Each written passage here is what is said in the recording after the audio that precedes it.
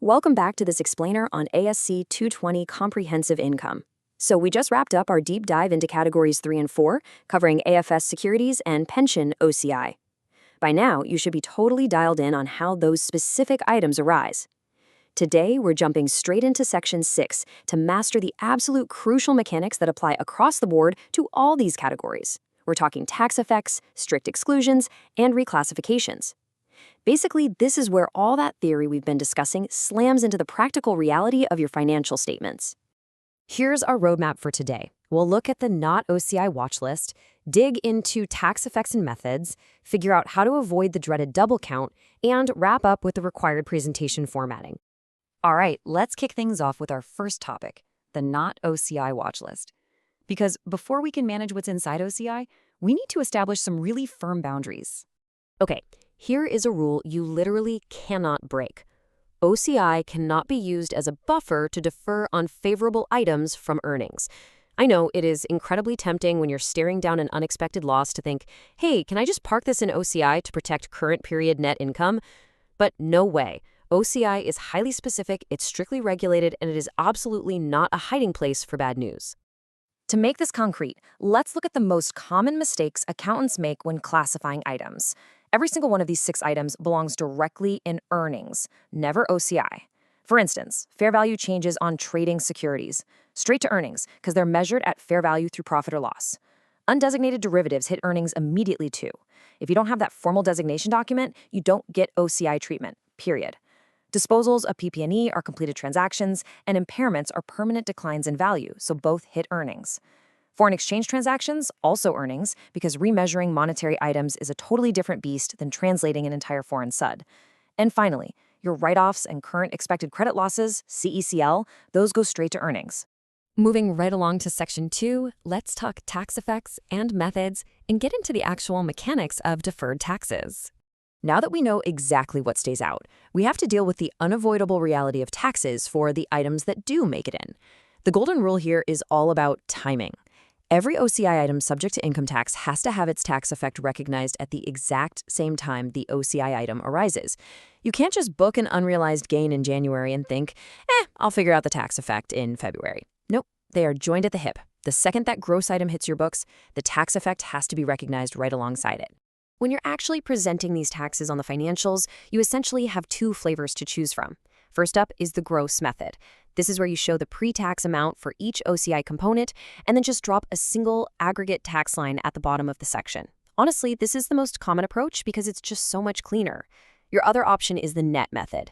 Here, you show the net of tax amount per component directly on the statement. But, and it's a big but, you are required to disclose the pre-tax, tax, and net amounts in the footnotes. It's way less common simply because it demands some really intensive per component tracking. Now, this is a fantastic cheat sheet for your balance sheet accuracy. Notice how specific deferred tax asset or liability directions map perfectly to each OCI category. Take an unrealized gain on a cash flow hedge or an AFS security, for instance. That's going to create a deferred tax liability, a DTL, because, well, you've got a gain that hasn't been taxed yet. Flip that around, and unrealized losses create deferred tax assets, or DTAs, since that's a loss that isn't deductible quite yet. And check out the cumulative translation adjustment, or CTA. Generally, this carries 0 deferred tax effect, thanks to the indefinite reversal exception under ASC 740-30. Knowing these directions and exactly when they reverse is totally critical. But hey, watch out for this trap, stranded tax effects. These happen if corporate tax rates suddenly change while an item is just sitting there deferred in AOCI. Think about it. Your original deferred tax was calculated at the old rate, so when the new rate hits, that original tax remeasurement gets sort of stranded in AOCI. Luckily, ASU 2018-02 throws us a lifeline. It allows you to make an accounting policy election to reclassify those stranded tax effects straight from AOCI into retained earnings. Just remember, if you make this election, you've got to apply it consistently and disclose it. All right, let's move into Section 3, avoiding the double count. This is all about your reclassification adjustments. This right here is the climax of the whole OCI life cycle. It's your exit strategy. Because once an item is in OCI, it can't just live there forever. Let's imagine we have a gain of exactly $8,000 sitting in OCI, waiting to be recognized from an unrealized gain on an interest rate cash flow hedge. The mechanics of what happens when that hedged transaction finally goes down dictates everything.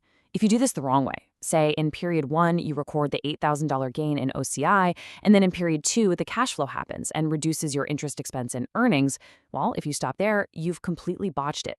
You've catastrophically double counted the benefit. It's sitting in OCI and it hit earnings. That leaves your AOCI with a permanent phantom balance. But the correct method, that uses a reclassification adjustment. In period 2, you actively move the money. You debit OCI for $8,000 to clear it out and credit interest expense for $8,000. The result? The benefit is counted exactly once in net income and your AOCI cleanly resets to 0. So how do we make sure we get that exit strategy right every single time? You need to know the specific trigger, the exact income statement line, and the timing for reclassifying every major OCI category. For cash flow hedge, your trigger is when the transaction affects earnings, and it naturally hits the same P&L line as the hedged item. But what if that hedge is suddenly no longer probable? Bam, immediate trigger, and it goes right to other income or expense. For AFS securities, the trigger is the actual sale. For pensions, it's driven by your periodic amortization schedule hitting compensation expense.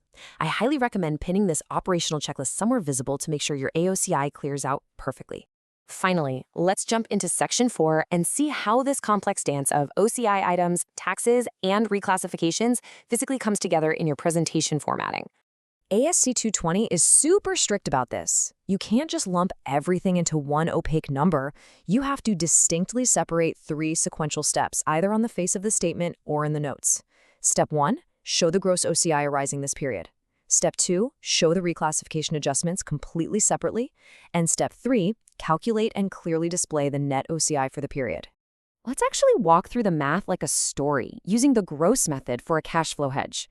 At the top, we clearly lay out the gross $8,000 unrealized gain that arose this period. Right below that, we distinctly pull out a $5,000 reclassification, moving from OCI over to interest expense. That gives us a pre-tax net change of $3,000. Then, and only then, do we apply the aggregate income tax effect, which here is a $630 reduction. And finally, we land on our mathematically sound, fully transparent net change of $2,370. This is exactly the level of detail the standard demands. I want to leave you with a really critical auditor warning. If you try to shortcut this presentation, like if you just run the math in your own spreadsheet and only slap that bottom line net number on your financials without breaking out the gross activity and reclassifications, you are going to trigger a severe disclosure deficiency. The auditors will catch it and they will absolutely force you to split it out. Save yourself the headache and just respect the gross movements from the start. And that wraps up Section 6. You've now got a really solid grip on the tax mechanics and those all-important reclassification entries needed to keep your OCI accurate.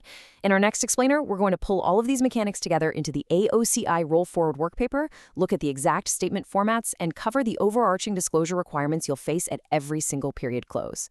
So before then, ask yourself, how will your team implement these strict reclassification checks before the auditors come knocking next quarter? Think about that, and I'll see you in the next explainer.